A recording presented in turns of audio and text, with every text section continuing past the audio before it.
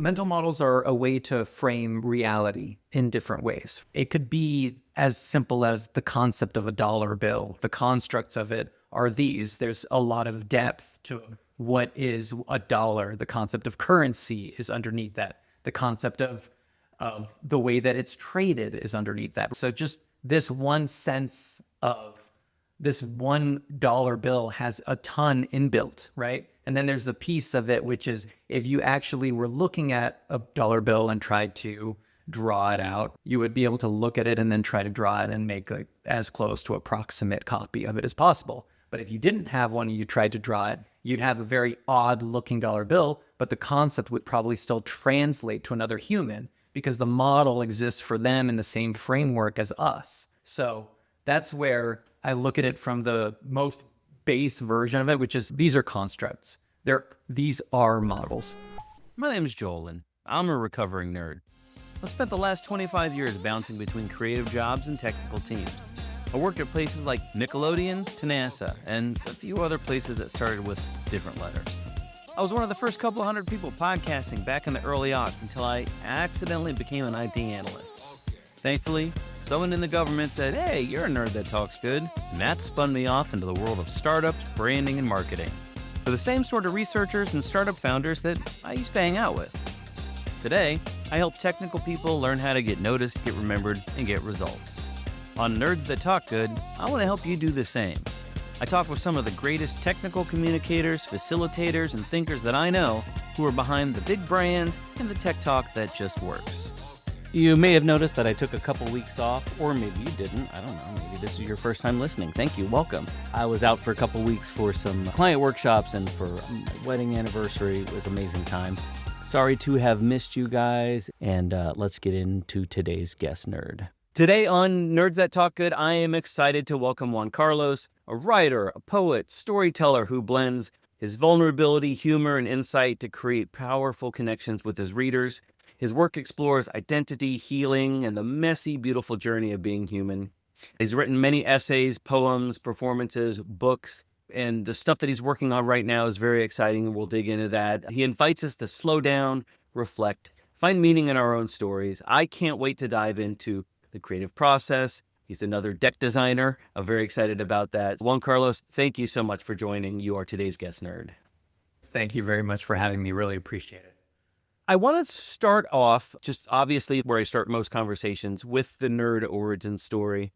You've been in technology, you've been all over the place in different industries, but tell us what got you into the positions that you're in and where you're headed. Yeah, sure. So at a young age, I actually was really into filmmaking and had my heart set on being a director. I lived that life for about a decade. And I made and directed 2 feature films. So the first one was called Second Skin, which was about virtual worlds like Second Life and EverQuest and World of Warcraft. And that really began a push into that world. I loved chatting and hanging out with hardcore gamers that had one foot in the virtual space and another foot in reality. And then I learned how to hack and create a marketing campaign through just by virtue of needing to get it done, right? So that was where my technology piece really started to grow. I started to get excited about building websites and learning how to code. So it was right in that path where both of those were legitimately required to be able to be an indie filmmaker in New York. And so from that, I then started my second feature, which was a departure in one sense from that type of social commentary and a focus on technology, now working with a group of youth in foster care. So worked with them to both write and then have them act in a movie about their own lives. And it was an intense process. Around that time, I also had a transformative kind of view on the world of do good, be good, let the rest follow. It came from a lot of different pieces of my life falling apart a few years previous to that and going, I need to reset and just do good in the world. That led to working more focused on social impact. And I created and founded a nonprofit around that same time called White Roof Project. So this is essentially a tale of these really intense parallel paths of creating and building the nonprofit while building this feature film. On the other side of that, go, oh, wait a minute. It looks like everything I've done until this point has been about how to create and develop impact in some form. How do I rethink and reshape the way that I've been creating? Because directing isn't necessarily doing what I wanted to, and I don't find myself compelled to make another film now. That's when I took a big break on what I was doing and said, it's all technology now. I went into product management when I worked at a place called Participant that does, or at the time, does these cool social impact films for essentially like Oscar award-winning impact films, and Spotlight and Good Cove. So I went in there, sold my movie into Participant, thankfully, which is great, and then got to make a big impact with that film, changed some legislation, came out on the other side saying, these social impact campaigns are meaningful. I want to continue to pursue this.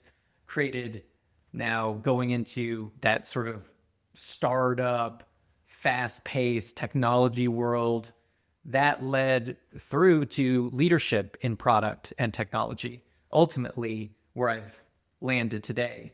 Then around the last, since say 2020, I was at a point where I've been living in LA and I thought, gosh, my brain, legitimately, there's so much noise and so many messages coming in, and I couldn't really figure out where I ended and other people's thoughts began and where other people ended and my thoughts began. And I started to realize there was this legitimate challenge in my brain about figuring out who I am and what I am versus what the world is saying about me or what is being asked.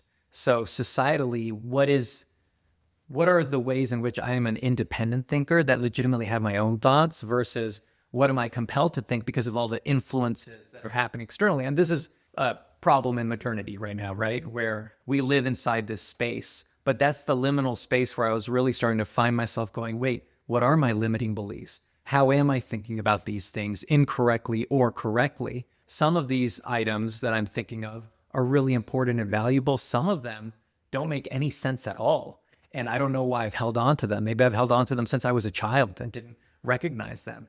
And they're a huge impediment to my growth and capacity. So I start to think of this as the moment of Kintsugi, right? I'm going to break a piece of pottery, then like golden joinery, put it back together, and then put the gold around, and all of a sudden it's more beautiful, but you have those scars that show what has occurred, right?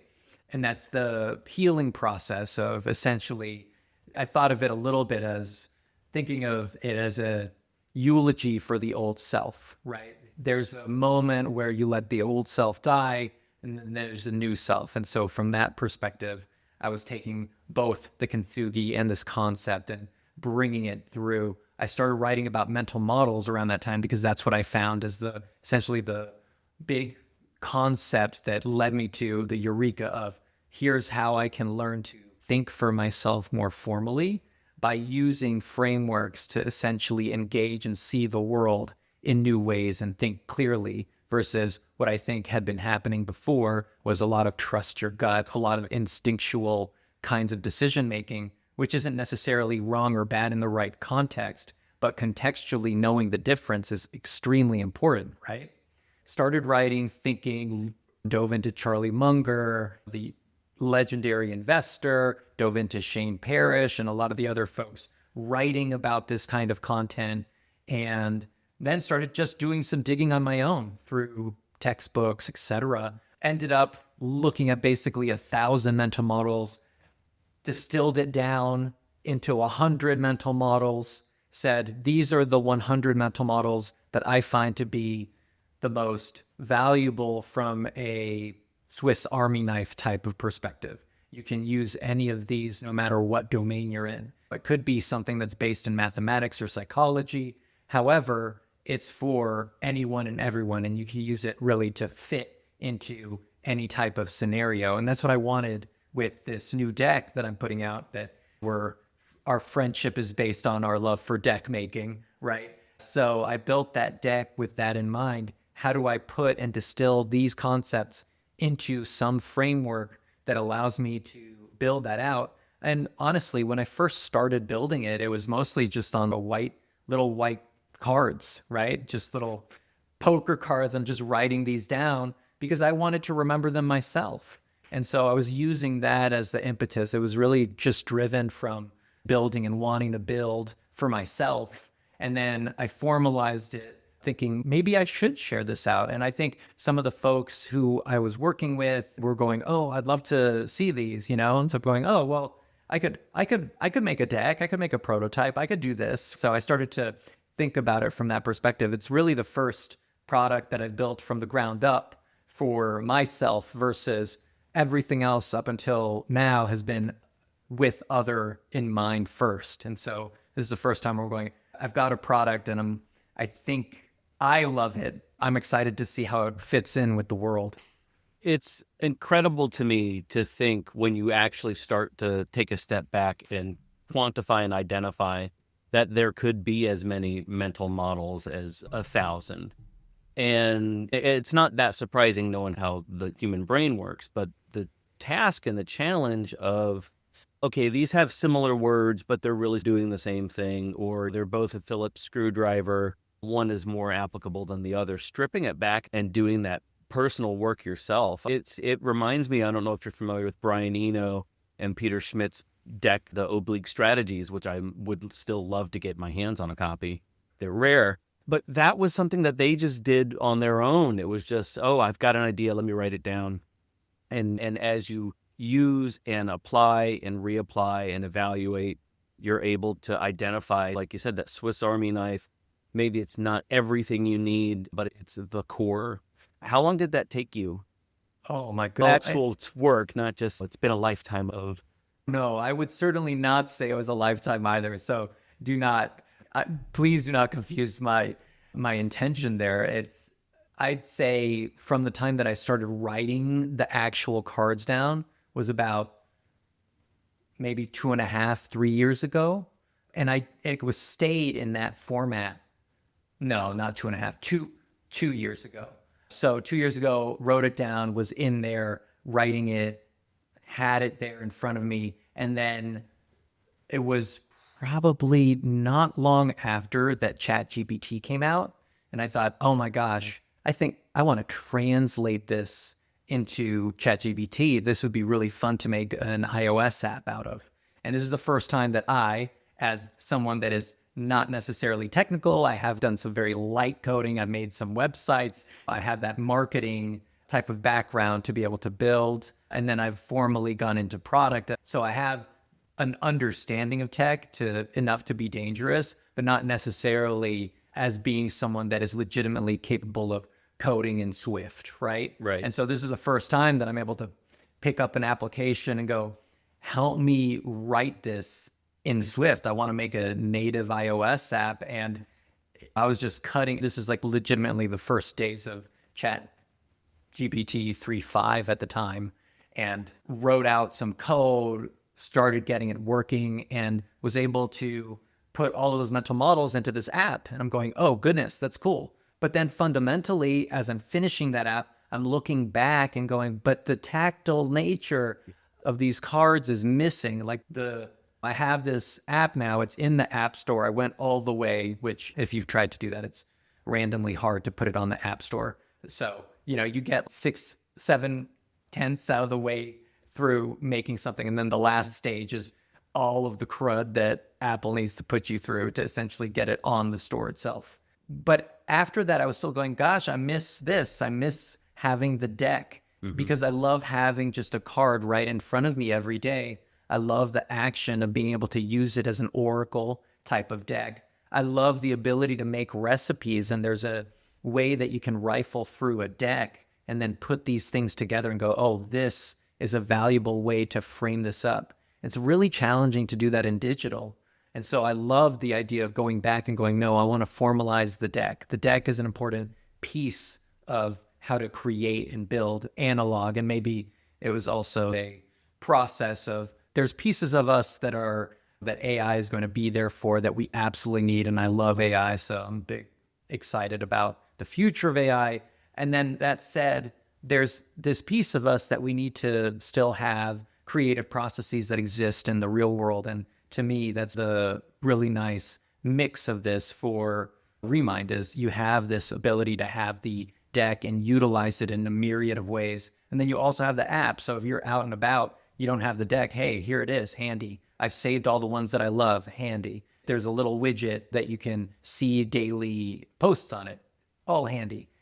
That, from the advent of 3.5 to now, has been the now scaled version of it that has come out. So all in all, probably several hundred hours. I couldn't quantify like the specifics, but somewhere in the neighborhood. I had a similar experience doing the message deck, which essentially started as an Excel spreadsheet of just all the questions that I would have, or the different ways I would come at a question with a client when I wanted to draw out some of their messages. And it got to the point where it was almost too much to handle digitally. The edges, in my mind, of digital content are still fuzzy and squishy, and there's no limitations. And it's by limiting and by having that constraint, I imagine, is very much like the same of writing down a mental model. The artwork and design is gorgeous, and you have not only a pictogram of the mental model, you've given it a title, you've got a summary and a background, and that helps you refine and lock in that concept. Whereas if it was fully digital, nothing is permanent and it can always change and you're always tweaking and nothing is ever done. So I feel that with the cards. Share a couple of the mental models, just for those who maybe aren't familiar with the concept of mental models. They'll know it the moment you bring it up. But what is an example of how we would use a mental model when we're not aware that it's a model, what our brain is maybe doing? And then once we're aware of the model, how can we use it as a tool? Yeah, absolutely. So I think mental models are a way to frame reality in different ways, right? At the very base of it. And some of the frameworks are ones that we can use to then create different ways to look at the world and use them for strategic thinking, etc. So the way that a mental model works, it could be as simple as the concept of a dollar bill, right? That's not what we're talking about when we use like mental models like a capital M. But the model that we create is essentially, this is what it is. The constructs of it are these. There's a lot of depth to what is a dollar. The concept of currency is underneath that. The concept of the way that it's traded is underneath that. So just this one sense of this $1 bill has a ton inbuilt, right? And then there's the piece of it, which is if you actually were looking at a dollar bill and tried to draw it out, you would be able to look at it and then try to draw it and make like as close to a proximate copy of it as possible. But if you didn't have one and you tried to draw it, you'd have a very odd looking dollar bill, but the concept would probably still translate to another human because the model exists for them in the same framework as us. So that's where I look at it from the most base version of it, which is these are constructs. These are models. At the same time, when we talk about mental models and these frameworks, usually the way that we're describing them is from the premise that we want to learn about a way of doing something that's better, that can help us iterate and think in a way that could help us, and then utilize a model in a format that legitimately lets us leapfrog either a cognitive bias or a limiting belief or a challenge that we may not either individually or as a group see. So an example of this, and I think you brought it up very well, is here's a framework that we may not see. Maybe it's hidden from us sometimes, but it's legitimate and constant, right? It's the Ebbinghaus forgetting curve. So when we're learning about something, we're almost immediately forgetting it, right? So within a day, a week, we lose probably somewhere along the lines of 70 to 80% of what we just learned, unless we do something, and this is the mental model that I love for this one, spaced repetition. So when you space out your learning over time and you relearn it consistently, you can essentially go against this natural curve we have to forget what we just learned.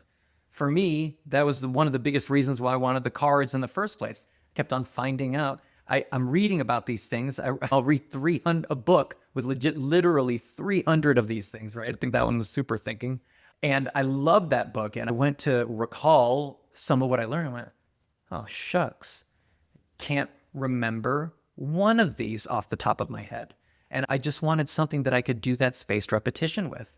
And so that was that process. So often that's where we're looking at these, where you're looking at, say, a bias, a cognitive bias can be a great version of a model that you want to overcome by utilizing something. When I think about strategic thinking, here's a challenge that I face, and this is often true for folks in corporate, right? Which is we use the availability heuristic to determine our path. And by that, I mean, something that happened recently has created a crisis, right? So your availability bias for the crisis is immediate. Right now is having a serious problem, and we need to fix for that right now. And everyone's eyes are on scheduling, right? And there's maybe 20 people that are dealing with the crisis, and you can't figure out how to schedule appropriately because something's broken or the process has a new problem that has now elevated it to priority 0 at the company, right? You're going,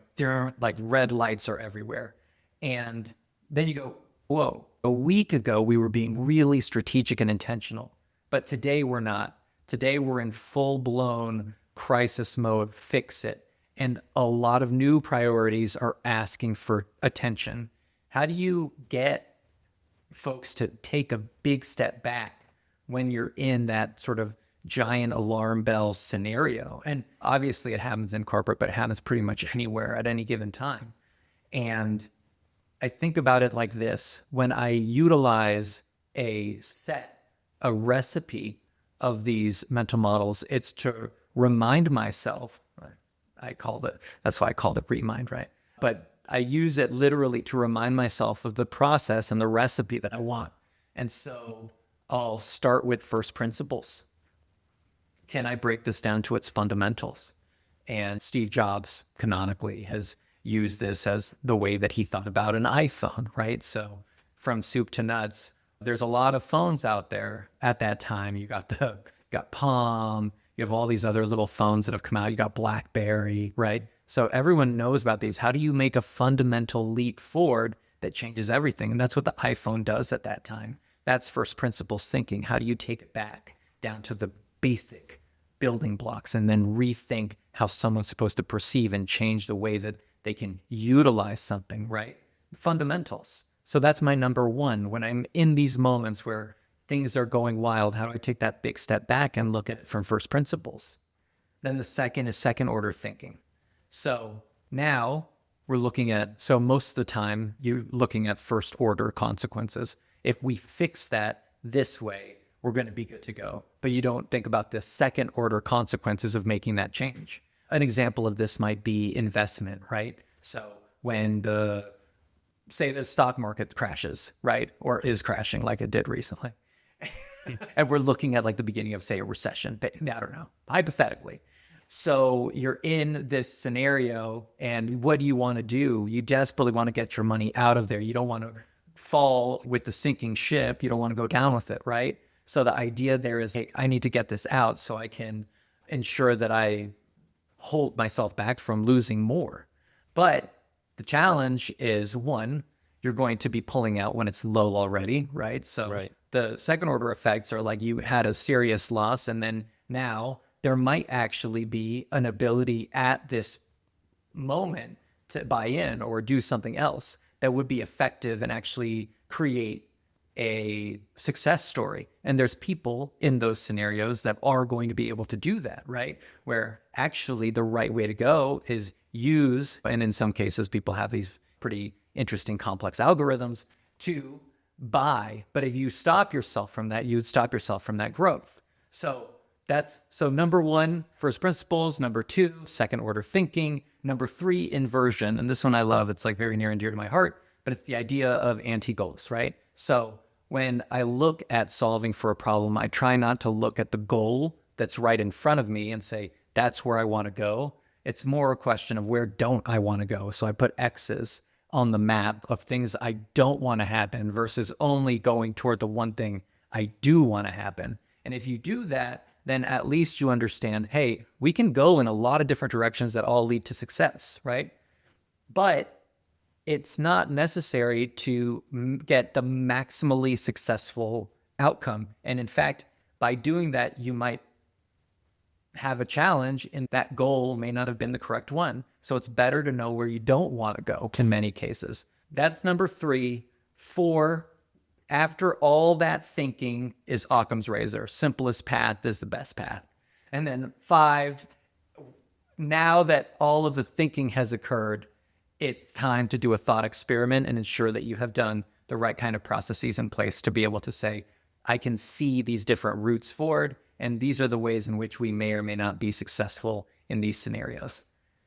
So that's my strategic thinking one. Wow. That's the recipe. Wow. Okay. And it sounds like that's a whole lot of effort and work to do. But if you're familiar with it, if you've got the model, if you understand the model before, because obviously you were explaining it as you went along, I would imagine it's that repetition and it's that muscle movement that you're able to move and build pretty quickly through those steps. It reminds me an awful lot of my mental model of my messaging hierarchy, which for the very longest time was just how I instinctually did stuff. And it wasn't until I started to do some reading and some research in philosophy and things like Aristotle's essence. I don't worry too much about the words in the headline, but I want to understand the thing that I want to talk about and that I want people to take away, because they may not remember the words, but they'll remember the feeling. And when I put a name to that, it became much more handy and accessible. So what are your hopes and plans for this? Oh, yeah. So I just launched on Kickstarter about 2 weeks ago. The only modality for this right now is the app and the cards. So Right.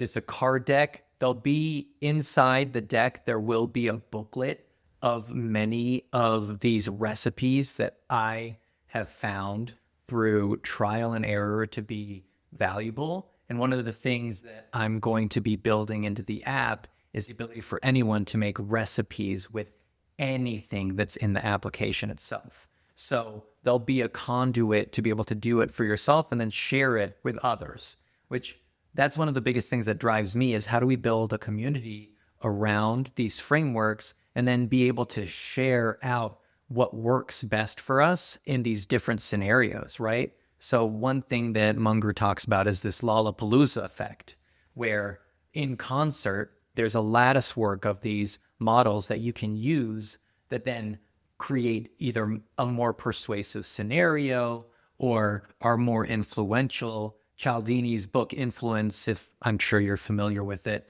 he talks about 6 different principles for influence. And so I think about that when I think about these is there's a lot of value in how these combine together and create something new, almost like a molecule, right? Where you have different pieces and then they create something that's more versus just having one model in of itself. You get a good explanation, it can be helpful, but really the secret sauce for me is how they work in concert and how you're able to then utilize them in the moment. And exactly to your point, it's all about being able to recall them in those moments when you are probably at the least likely point to remember them, because they're usually in heightened moments, right? I think about this one book, Crucial Conversations, all the time. And it's the idea of adding to the pool of knowledge versus creating stories, right? Stories of like heroes and villains, and we're all storytellers. But when when we create challenging stories in our mind, it can be one that really does create a story that can negatively affect the way that you enter a scenario. And so a lot of the ways in which I think about these is how do these help me fundamentally take that big step and, oh, let me recall, this is the board. And I think about it just, it's like a board of, these are my steps in this moment. I've played in this game so many times before. And when I would come to this moment, I would go into the regular cycle, and the cycle would take me like through things that helped, like I'm growing in excitement, to things that might not help. Now I've heard something that I dislike and I'm angry. To now I'm saying something out of frustration instead of being present and acknowledging.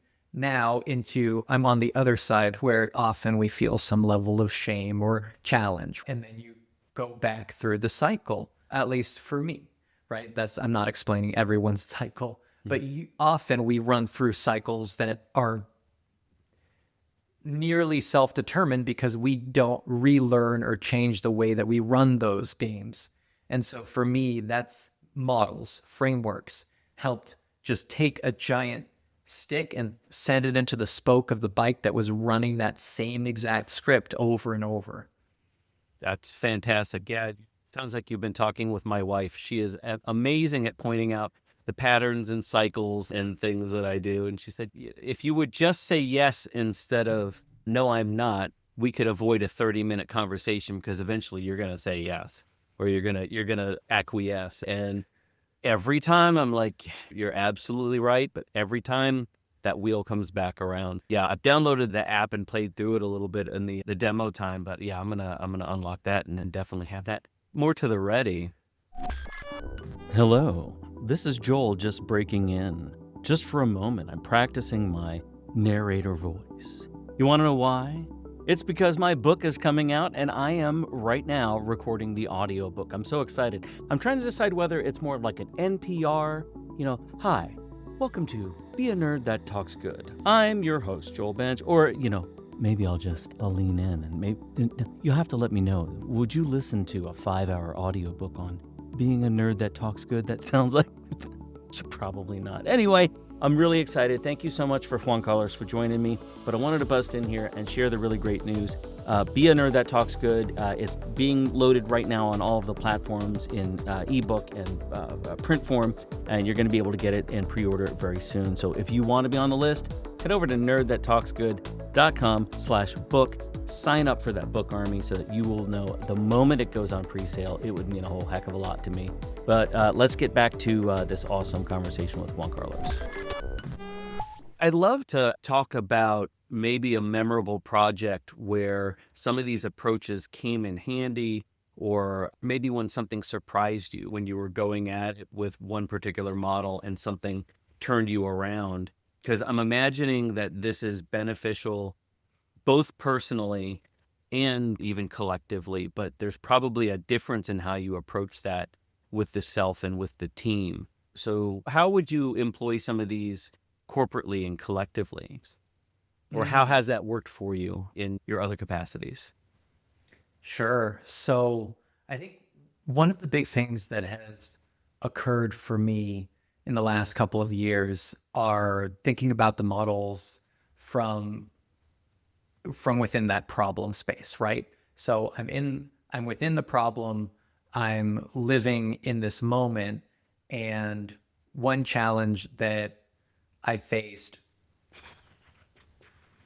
probably about a year and a half ago was around the idea of going from one platform that we were on to another. And this is our applicant tracking system. And we wanted to make a transformational change. We wanted to build this out. And we did so much mapping. We built out these really intense workflows and had concepts for using AI and automations, and had built out essentially the ways which we would have created a perfect state, going from essentially, I think at the time it was about 142 steps to 35. So it would be a giant leap forward for us. We're taking out an enormous burden that is currently sustained by the team. And one of the concepts that I'm consistently go back to is the idea of bottlenecks and constraints. Where are we essentially relieving bottlenecks? Where have we built in constraints into the system? Why are we building certain constraints in the system? And will we eventually need to alleviate those or change them? So thinking about those and the duality of bottlenecks and constraints, especially when building out a new system, is ultra important. And so the big thing that we did is just a lot of pre-work. And then we went into the implementation phase. And of course, when you're in the implementation phase, one of the things you find out is the map is not the territory.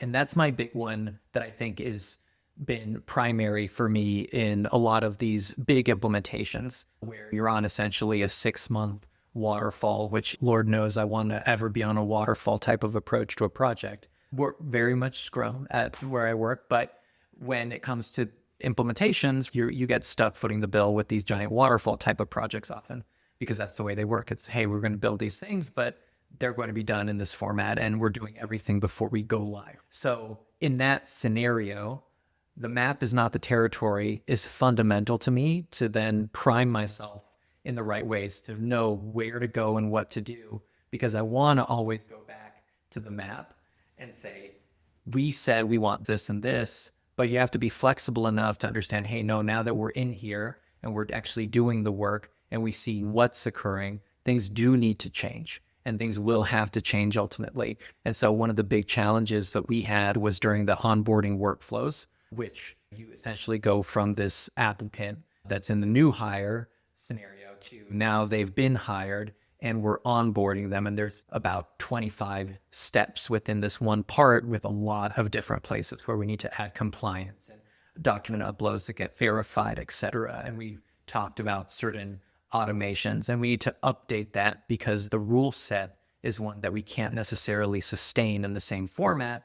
That's where we had to be really flexible on some of those details that we wanted to have be super specific and granular for each of those workflows. And then ultimately say, no, we can't do that. And we won't, because it'll impair us from being able to scale appropriately with the number of applicants we need to come through. Because the ultimate goal, like the biggest picture, was we want to be able to go from hiring, say, 100 to 300, 400 plus people a month. So high volume recruiting requires some level of flexibility in some of these moments. And that's what we've had to toy with. And the map and the territory were functionally different at that specific point. That's a great one. I recently saw a video where someone was explaining how our concept of a globe, when we flatten out, and Greenland, very much in the news right now, looks so gigantic just because of the geometry of flattening out a round shape. But realistically, there are other ways to do that map, and you realize that there's a lot of different perspectives, and there are choices that we make.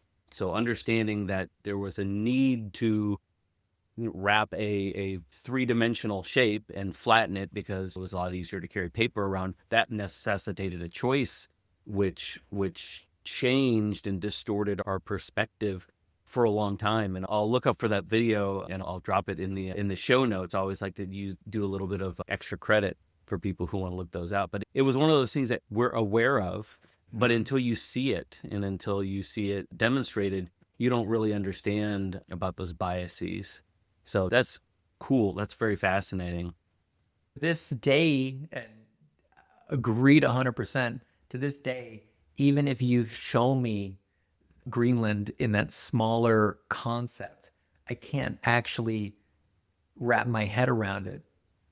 It's like a very weird cognitive dissonance. Anyway.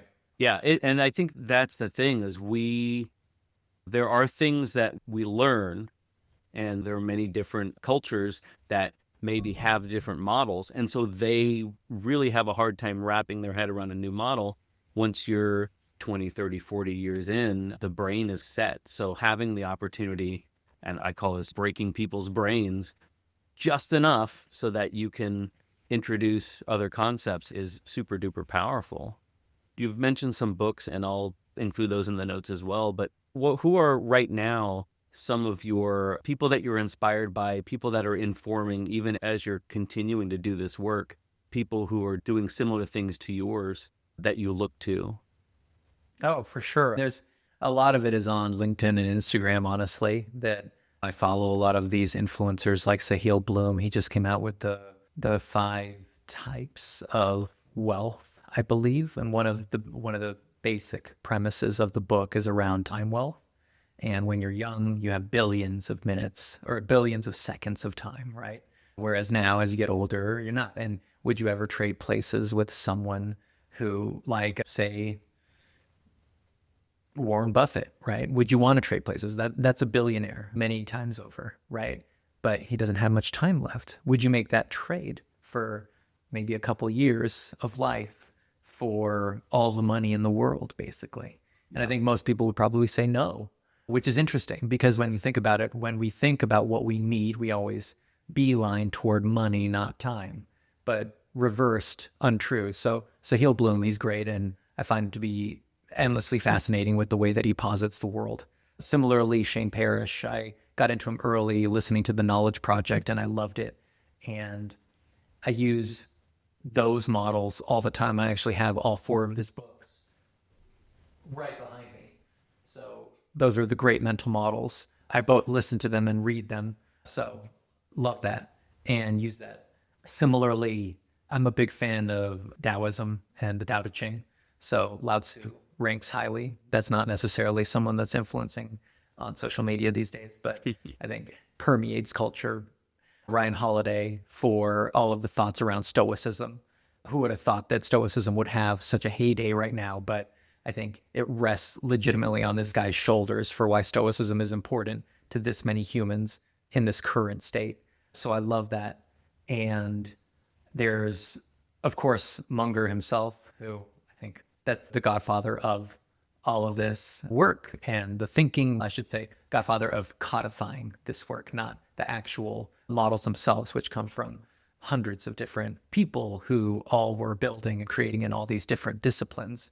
Daniel Kahneman, of course, as someone that, thinking fast and slow is the canonical example, and then book, etc. But love that work so much, and so much of what he's done has changed my perception of reality. So those are a few that I can think off the top of my head. There's a million more. I love a lot of the folks who do drawings as well, like Janis Oslonis. I think he does Ozo art, and he does a lot of these really interesting self-development type of imagery work, simple drawings that are meaningful and help you just cut through the noise really fast. So folks like that are building in that way really, it just perks my interest on a daily basis and kind of helps me do a quick reset. So I like that framing a lot too. You've given me so many people to chase down, some I've heard of, many I haven't. And that's the purpose of this podcast, is really to talk with somebody, unpeel their experience and what inspired them, and to give people these little rabbit trails and things to run down.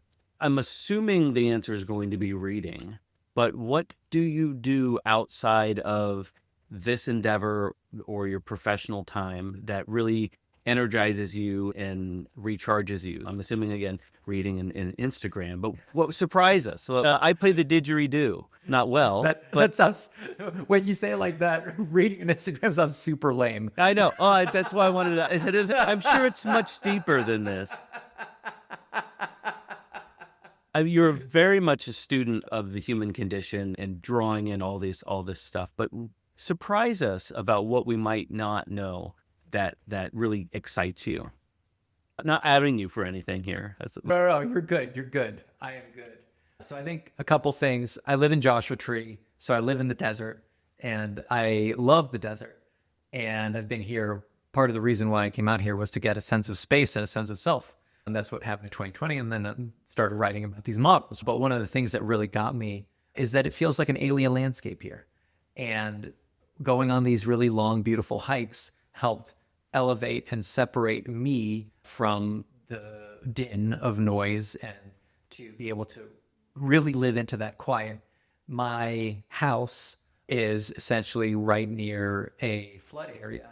So the back of my house, you can just walk down this hill and then walk up a mountain, and then you're in the park. You're in literally Joshua Tree National Park. And there's this wonderful sense of being able to look at that vast landscape and wonder. And then similarly at night, stargazing here is so beautiful. It reminds me of when I used to go out to the country in middle school and see the stars. And one of the things that I used to really enjoy doing was taking off my glasses, and I can't see worth anything. I have terrible eyesight.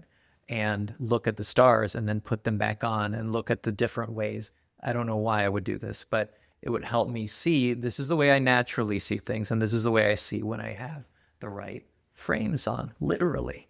And I used to love that. So not to tie it back like in the full circle loop, but there's that piece. So stargazing, hiking in that format. And then in terms of just finding myself and sense of self and in the morning. So I have kids, things go crazy, soccer, violin, you name it. They're in chess club now. You just keep on adding things and like every little thing. We're like doing kickball now too, Oh, wow. baseball, and like every ball basically that can possibly exist. So the kids really have taken from the moment that I get out of work to like the evening until I get off and then do my stuff from 9 to 12. It's just all baked in time. And to your point, it gets really intense to keep up. So I'm very intentional about mornings now. And there's several processes. It might not be that interesting, but I basically stopped drinking maybe once on the weekend. What are you going to do? But honestly, it's the things that drive me most now are routines. And I love having really solidly built disciplines. One of the things that I do in the morning is I do my weights, and I love doing weightlifting to be able, not that I'm like giant, obviously you can see me, I'm not like a huge guy. So this is me like, hey guys. Right? But I love doing that action. And then I do my run. I come inside. I do gratitude journaling in the morning, and it sets intention at the very start of the day in a way that really helps. It's what are 3 things that you're grateful for? And then what are 3 things that would make today great? I write those every single day. I've been doing it for just about 6 months, honestly. And then after that, I do what I've been doing for about 10 years, which is meditation. My favorite kind of meditation is koan meditation, which is just the idea of there's the blue ball. You're saying essentially these words, and they have no meaning, and then they have all the meaning, and then they have no meaning again. And they echo inside your brain, and they let you find space there. The other type of meditation that I love is meta meditation, which I think really saved me early on. So that morning routine clears for the rest of the day. And then the rest of the day goes absolute bonkers haywire. And then the clearing happens again. Oh, and then I listen to Huberman Lab. Yes. And of course, he's like the biggest proponent of cold showers or cold water, the plunge, like ice plunge, bath, whatever. I don't have one of those, but I do cold showers, and that legitimately has been just a massive help to clearing. So after all that in the morning, that clears, and yeah, the day goes. So I don't know, I find a lot of value and fun, weirdly enough, in creating like a really solid and specific routine. That's fascinating because it almost sounds like you're building physical and time model. If you're making yourself that space and you're going through the same routine. My wife and I just last week traveled for our anniversary and left my son with my parents, and we were away in a different house for a couple days. And I missed my routine. I missed making my coffee. They don't have a great coffee maker at my in-laws condo. We had to go out for coffee, and it was nice. But by the end of it, I was just like, you know what? I'm glad that tomorrow's Monday, and I will wake up maybe a little bit later than normal, but we will wake up, have breakfast together in our spot. I do Wim Hof breathing, and I'm off the cold showers for the winter. I got to get back into it for the spring. But yeah, I agree. Having that sense of familiarity and being able to go back to, okay, even though things are hectic and crazy, this is an anchor. This is a thing that I can do predictably. I think just sums up and ties up why we need things like those mental models, why we need something that we've rehearsed that we can just grab onto. How can people keep up with you? Obviously, get the app, get the cards, drop some link knowledge on us, and I'll be sure to include that. But what's the best way of catching up with what you're doing right now and staying in touch? I'd say get on the newsletter. So I'm at readjuancarlos.com, and that website, you can just jump on the newsletter from there. I have a Kickstarter that's active as of this moment. And even if you catch this later, it'll still be there for you if you need it. So there is where you can get the deck and the app. And thankfully, we've already we funded it in under 24 hours, but we're growing the movement. And what I like to think about it is I want to be able to grow this into a legitimate movement. I want to help 100,000 people think clearly. Definitely jump on the website, get on the newsletter, pick up a deck and app. That would be lovely. And then if you want and are into social, I'm on these as at Read Juan Carlos, both on LinkedIn and on Instagram. And I barely do TikTok, but it's there if you happen to be there. If TikTok is there in a couple of weeks, yeah, we'll see. Yeah, this has been an absolute pleasure. I'm really excited. I played around with the app. I'm going to run out and grab the cards, and I cannot wait to get them in my hands because I'm already thinking of ways to incorporate some of these models even within some of my workshops, and that'll expose you to some other people too. So this has been a real pleasure, and thank you for joining today. Thank you so much. Really appreciate it. If you want links to the resources mentioned on the show, head on over to the episode page.